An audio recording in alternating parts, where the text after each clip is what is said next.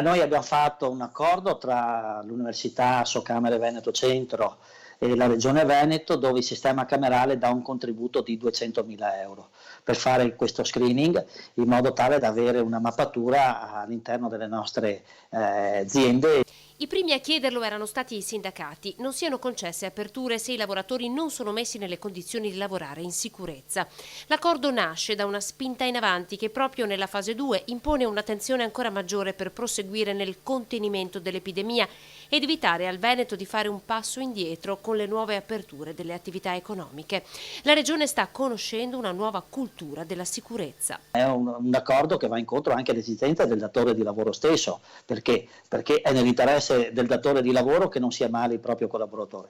Tra l'altro noi abbiamo imprese che il 90% sono sotto i 20 dipendenti, per cui la possibilità di contagio con poche persone così all'interno dell'azienda è anche per il titolare dell'azienda, e a un'azienda costa formare un lavoratore e costa anche quando il lavoratore è fermo. L'accordo firmato di fatto è un'alleanza tra pubblico e privato che per ora non ha eguali in Italia. Il Veneto fa da apripista su questo, e questo credo dà merito agli imprenditori, dà merito a una regia tra università, Regione Veneto, associazioni di categoria, sistema economico tramite le camere di commercio, perché c'è un sistema di rete che si è visto anche nell'apice della crisi del Covid, ha saputo rispondere. Dalle prefetture alle associazioni di categoria che ora faranno da filtro per scremare tutte le richieste che arriveranno dagli imprenditori.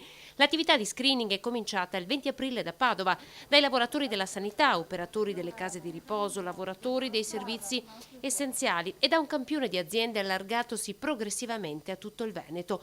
Nella maxi operazione di screening sono stati impegnati anche 400 giovani tirocinanti. La nostra gente ci tiene che la società, che il rapporto, che non è solo un rapporto tra l'imprenditore e i propri collaboratori dipendenti, che se il benessere c'è, il benessere è per tutti, il benessere vuol dire anche la salute, e lo si è visto nell'emergenza quanti soldi sono arrivati in donazioni da parte degli imprenditori alle istituzioni e alla regione in particolare nel campo sanitario.